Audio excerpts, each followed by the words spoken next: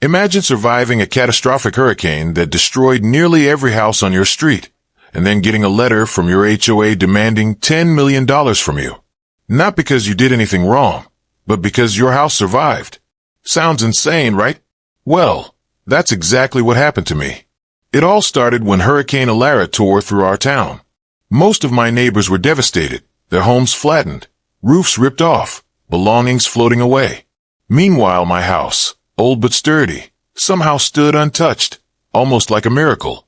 I thought I'd be relieved, grateful even. But no. A week after the storm, I received an official-looking notice from the HOA. My stomach sank as I read the shocking words. They were accusing me of somehow causing the hurricane because my house remained intact. And worse, they claimed I owed $10 million for unfair structural advantage. I couldn't believe it. I had survived nature, and now nature itself had become my enemy. At first, I thought it was a prank. Maybe someone had sent me a fake letter as a joke or a misguided attempt to humor. After all, the idea seemed completely absurd. No reasonable person could possibly think that surviving a hurricane could be anyone's fault. But as I stared at the official HOA letter in my hands, my stomach dropped. This was no joke. The HOA was dead serious. They had their letterhead, signatures, and even an attorney's name at the bottom. And what they were accusing me of, it was beyond anything I could have imagined. According to them, my house somehow diverted the storm's energy, shielding my property while leaving my neighbors' homes vulnerable.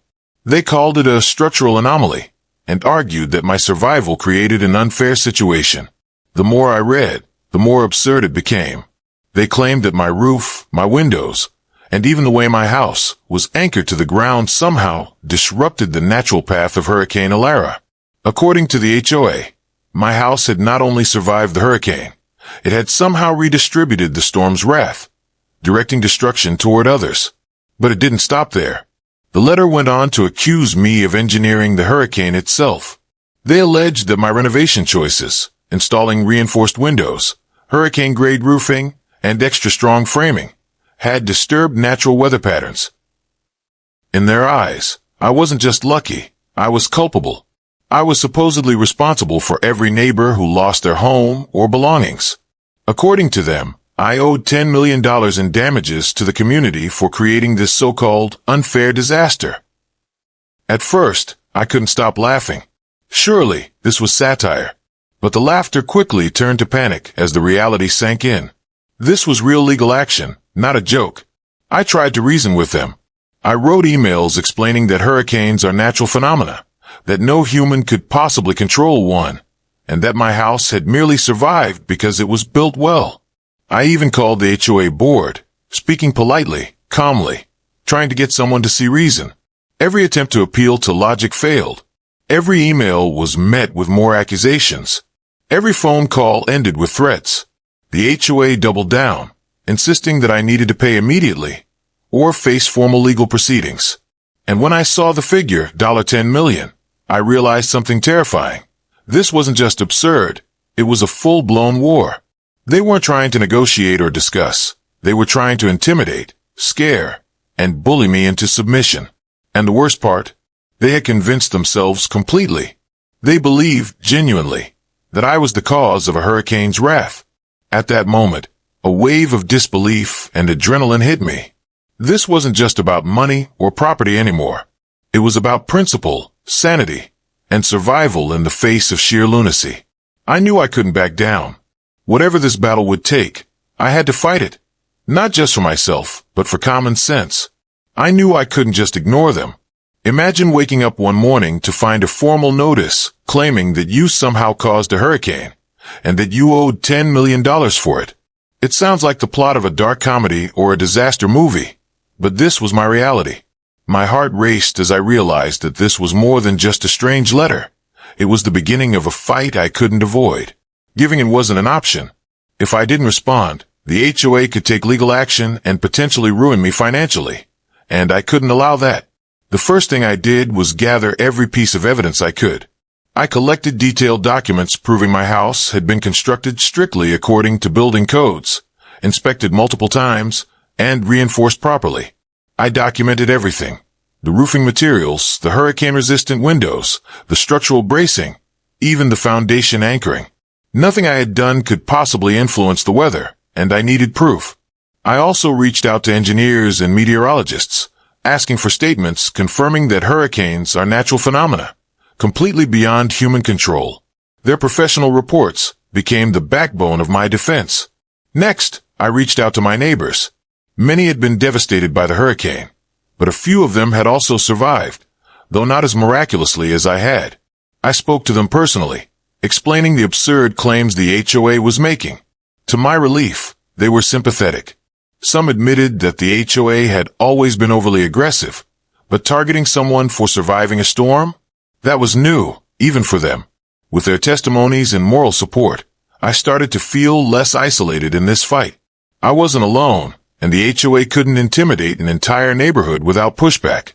Armed with evidence and neighbor support, I hired a lawyer specializing in property disputes and HOA conflicts. Our strategy was clear: document everything, anticipate their arguments, and make it impossible for the HOA's claims to hold up in court. The first few letters from my lawyer were met with complete silence. I thought maybe they would reconsider, but then they escalated. The HOA sent a formal lawsuit notice, repeating their outrageous claims and demanding immediate payment. It was as if they were daring me to challenge them. At that moment, I realized the truth.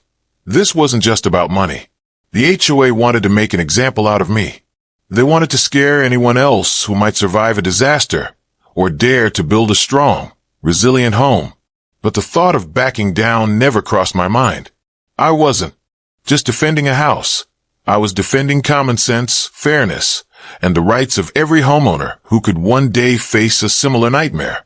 This battle was personal, legal, and principled, and I was determined to win. The court case was intense, far more intense than I had ever imagined. From the moment we entered the courtroom, it felt like stepping onto the set of a bizarre, high-stakes drama. The HOA had come prepared, or at least, they thought they were. They presented elaborate diagrams, some that looked like they were drawn in a high school physics class, and cited pseudoscientific articles suggesting that my house could somehow channel hurricane energy and redirect destruction toward neighboring homes. Every time they spoke, I had to pinch myself to remind myself this was real life and not a sci-fi movie. And yet, here I was, facing $10 million in absurd claims from an organization that had clearly lost touch with reality. My lawyer, however, was calm, collected, and methodical. He dismantled each claim, one by one, showing how their diagrams were meaningless and how their so-called scientific sources were either outdated or completely irrelevant. We brought in certified engineers who testified in detail about my house's construction, explaining why it could not possibly affect a hurricane.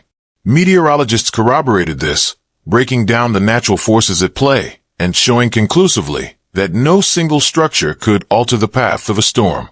To add historical context, we even called in a storm historian who outlined decades of hurricane patterns in our region, proving time and again that houses had survived storms long before modern construction methods and that there was absolutely no evidence of a single home influencing a hurricane's trajectory.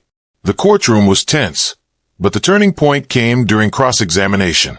One of the HOA board members, clearly flustered, tried to argue that my house benefited unfairly from the hurricane, as if luck itself were a punishable offense.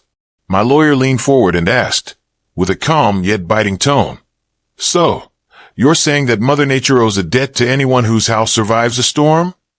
There was a pause, then laughter. The judge smiled. Some of the audience chuckled, and even the HOA's lawyer shifted uncomfortably in his seat. That one question had stripped the absurdity from the HOA's argument and exposed it to the light for all to see. By the end of the hearing, it was painfully clear that the HOA had completely overplayed their hand. The judge dismissed the lawsuit entirely, citing a lack of credible evidence and labeling the HOA's accusations as frivolous.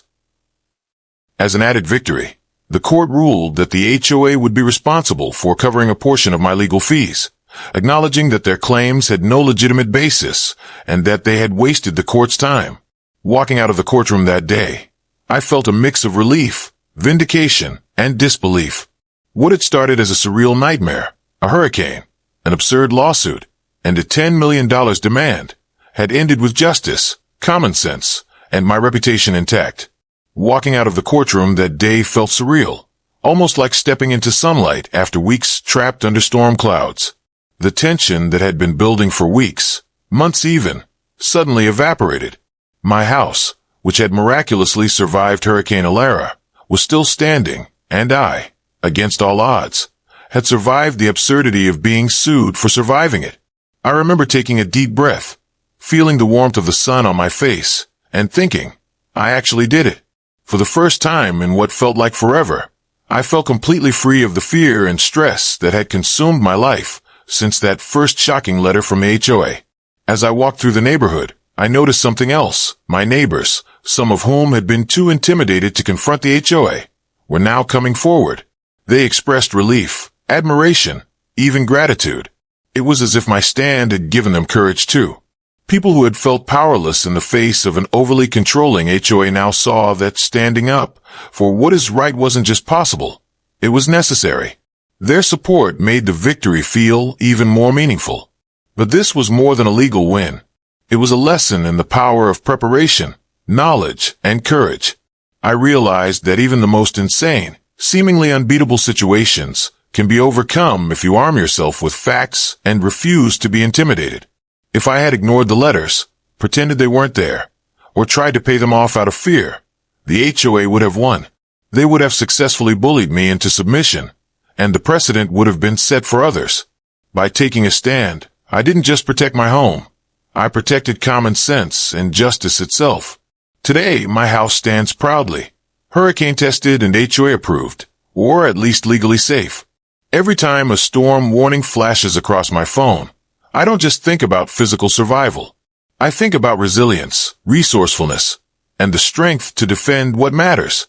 Some battles in life are about property, some about principle, but the ones worth fighting are the ones that restore your confidence, your dignity, and your sense of justice. So, if your house survives a hurricane, or if life throws a completely absurd lawsuit your way, remember this: surviving is never a crime. Stand firm, gather your evidence, speak your truth, and never let unreasonable people convince you that doing the right thing is wrong. You might just find that the fight itself strengthens you more than you could have imagined. In the end, survival isn't just about weathering storms. It's about standing tall, both in your home and in your life.